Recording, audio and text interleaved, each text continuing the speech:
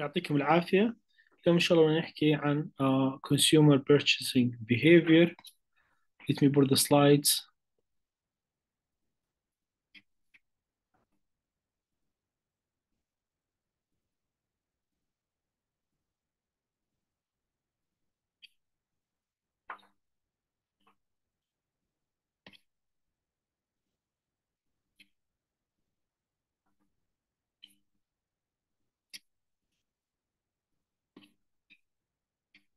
Okay. Consumer purchasing behavior, one of the most important topics that we have to discuss in order to understand what we mean by consumer behavior and why it's important. If I ask you, what's the definition of consumer purchasing behavior, why it's important to study it, why people making choices in the first place, how they make their choices, how they buy things, how they buy services and products, how they keep them, how they get rid of them, how they use them. These information are very important for manufacturers, for seller, for pharmaceutical company in order to just remember the definition of marketing to satisfy the needs and wants of consumers. Okay, so as a definition, actually, it's the study of the processes involved when individuals or consumers or customers or patients or a group of people actually select or purchase or use or even dispose product or services, because remember, product could be tangible and intangible commodities. So in order to what? To satisfy needs and desires of those people. So knowledge about consumers' behavior is necessarily in setting prices, advertising, designing, making segmentation.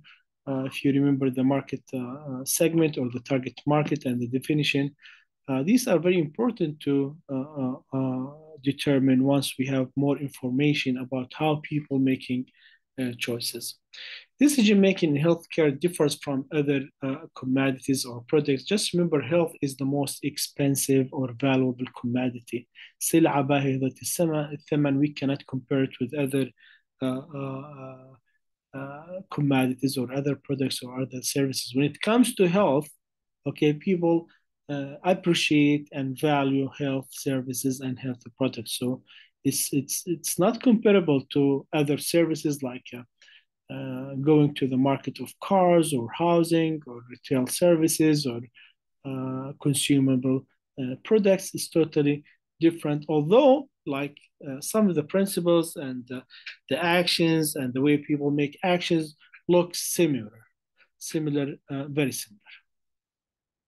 So patient decision about how to fulfill their desires is influenced by several factors. Like when people try to make a decision regarding their health, whether they need a medication or surgery, or whether they need a medical assistant devices whatsoever.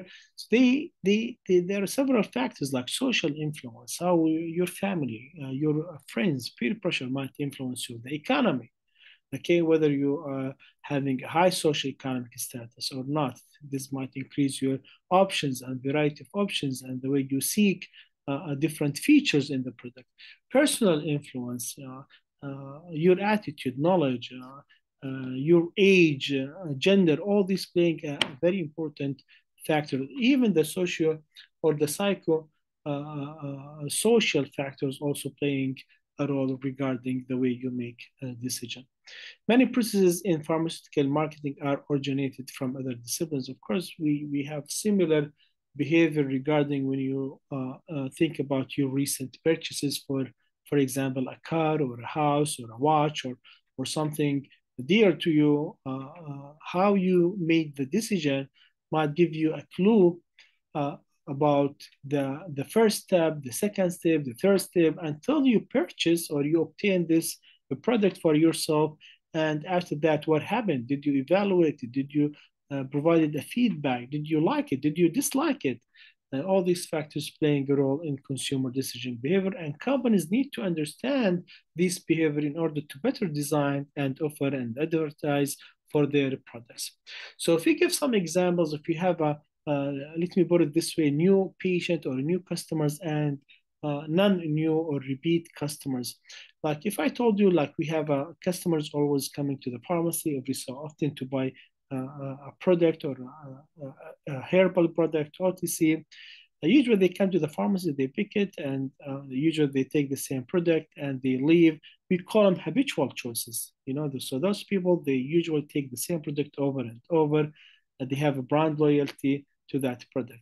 Sometimes making selection takes extra thought process, extra searching. So we call it extended problem solving. So in the first place, the consumer one know what they're looking for and they go and pick it.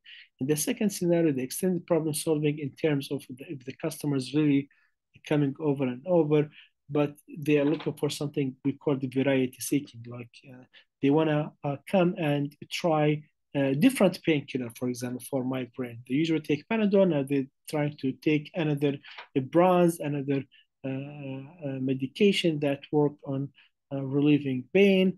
And this variety seeking behavior is not due to dissatisfaction with the product, but for as a matter of fact, that patient or that consumers looking for something different, different features, different options. They would love to try a new product whatsoever.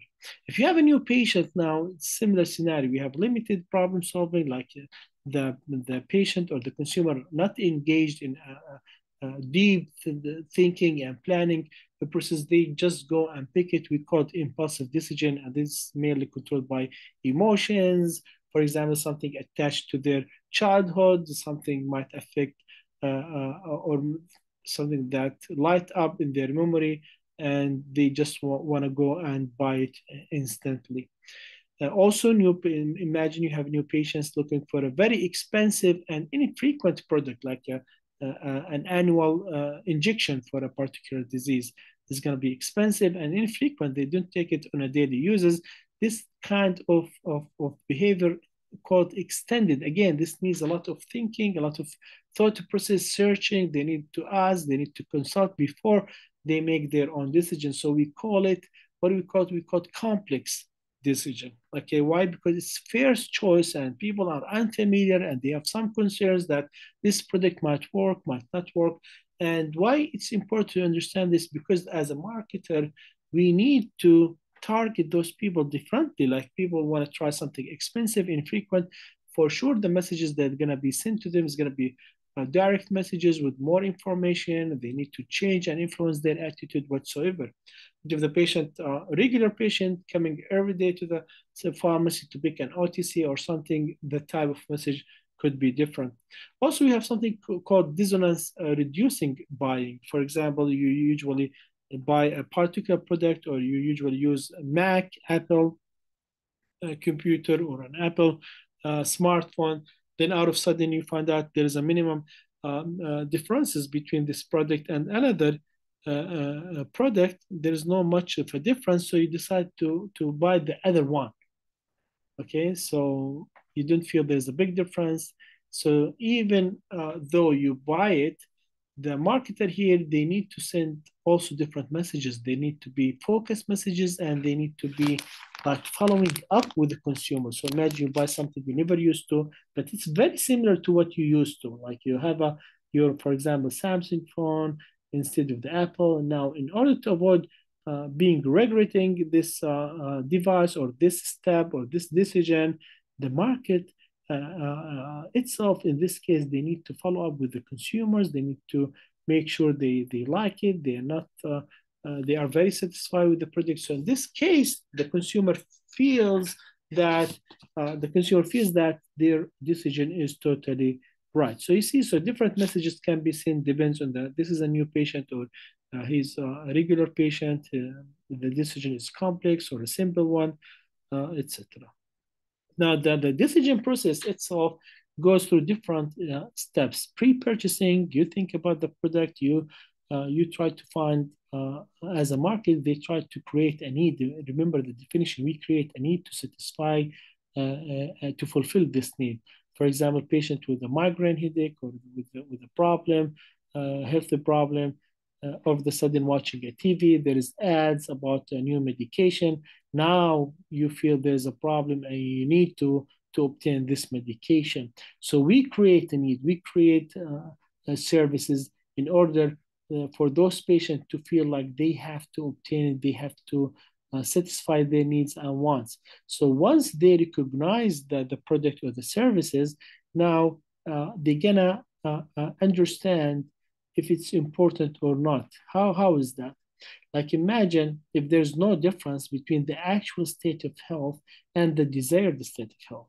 Like what do we mean by this? Once the دعاية على التلفزيون or دعاية whatever demonstrate that this medication can help you sleep or can relieve you the headache and can make you go back to your 8 hour work, daily work. So compared to the actual health situation where you're always complaining, you cannot go to work, the desired situation or the desired health status compared to the actual health status would push or motivate the consumers to go and obtain more information for this product. So this is the where the consumers start looking internally and externally. Internal, I mean by internal, like memory, they rely on their memory, they rely on their experience with taking similar medication or similar products. And external search, they ask friends, family, the pharmacist, the physician, they look to the internet to collect more information. So then they recognize that something available out there and they can collect more information, and this could be related to 2 or 3 or more products. Then they start evaluating. We call it alternative evaluation. For example, some patients evaluate the products available based on the price. Like if they are price concerning about price, they might pick the lowest price. Or some people look for complexity of the product. Some they look for the time that they need to obtain this product, or the time that, or the expiry date of the product, or the way administered, or the how frequent. So this evaluation is difference between one person to another. So this stage, still the patient is not obtaining or purchasing the product. In the choice or the consumption stage, here the actual transaction happened and the patient or the consumer obtained the commodity or the product. After that, we cannot leave actually the consumer. We have to follow up with them. Imagine, like in this slide, the situation was complex or dissonance reducing. So we have to make sure, like after this decision, they like it. And if they did not like it, why? What are the reasons? So we can go and modify and add different features to the product. So we call it post-purchasing evaluation stage, which is very important in the market. Imagine like we went over the market mix, the internal marketing, the external marketing. You're gonna understand the definition of all these concepts in order to employ it in this chapter to understand how people behave. So now again, what kind of factors that impact the decision making? Why patient trying to pick one product over another? Why patient try to avoid such product? So different factors play a role, like perceived risk, involvement, perception of control. Perceived risk, if the people like they have a financial risk, they feel like buying a product might put them on a budget, or might be very expensive, and the benefit is very low, for example, and it's not worth spending a lot of money that might put them in a financial strain. So there's a financial risk. It differs from one consumers to another. Performance risk, how this might work. Physical risk, social risk, okay? What if you're gonna take a medication and you're going to be stigmatized for taking this medication? Psychological risk, what if like taking this medication might cause you a side effect that you would love not to have, or you would love to avoid, So these kind of risks differ from one person to another, but to play a role in the way that you're going to make your decision. Again, the risk could be like categorized in two things. There's the severity and the chance. So what if the severity of happening or side effect is high, and the chance for that side effect is also high? So for sure, the decision making would be very complex and may takes a lot of time. If the patient is talking about a surgery with a high risk of mortality and the chance is really high, so it's not going to be an easy choice to make. In contrast, if the severity is low and the chance is low, pretty sure that the consumer might need a lot of or a minimum amount of information and influential from the marketer in order to make the purchase. So this is another factor. Involvement, how involved they are with the messages, with the market, with the product. If you are a patient with a heart failure and the product come to the market, talks about heart failure and how this might improve their performance and daily activity and quality of life. Of course, you're going to be engaged to this process. You're going to collect more information. You're going to be very interested, and you're gonna try to seek this and obtain this treatment. Involvement is important for pharmacists, and I want you to explain why in the next or in our revision class. Also, involvement could be like with pharmaceutical and pharmacy services is influenced by several factors, personal relevance of the object to the consumer, product or services being considered, and the situation. So this is exactly like the example we said about heart failure or patient with migraine, like how this drug might affect them directly, how this condition or the headache affect their quality of life.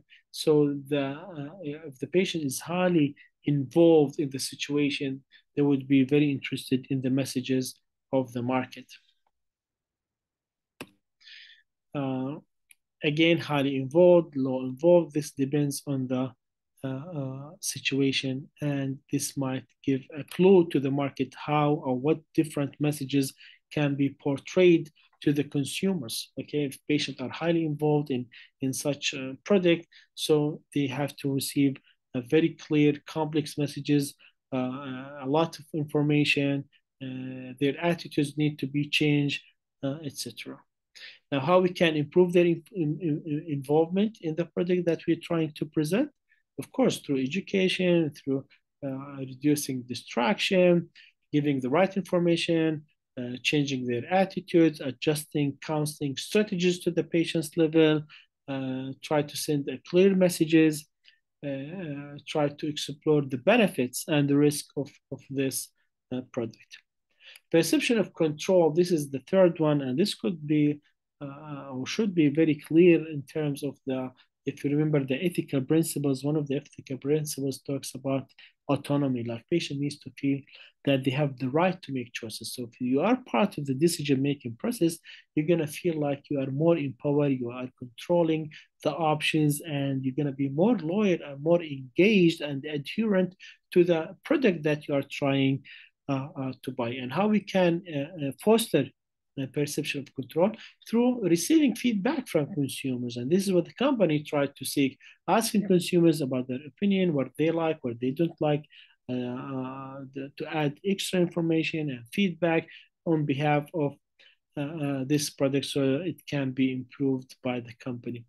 Increases choices and features might also give wider flexibility for the patients to feel in control by doing these choices. Making services experience as consistent and predictable as possible. Of course, this is going to reflect or going to help the people to feel and perceive the control over their choices. So it's very important to understand these steps and why it's important to study the behavior of people, how they make their choices, why they buy stuff in the first place. Do we create messages? This message is going to create a need. So we always start with the problem. The problem is this patient needs a particular medication so they can function. So this is a need. Now, how people going to behave, how going to reflect, if they are involved, if they perceive minimum risk, if they are feeling in control, they're going to make an action. How they're going to make an action? They're going to start searching. They're going to make the purchase. After this, we cannot stop. We have to do post-marketing studies. We have to recruit or many patients or people to ask them about the product, either doing focus group or giving them a survey, asking several questions about the product in order to make sure like we are staying in the business and we are giving the right message to the right patient to meet and satisfy their needs and demands. Thank you so much, and I'm gonna post this as soon as possible to have a very interactive and engaging discussion in our revision class. Thank you.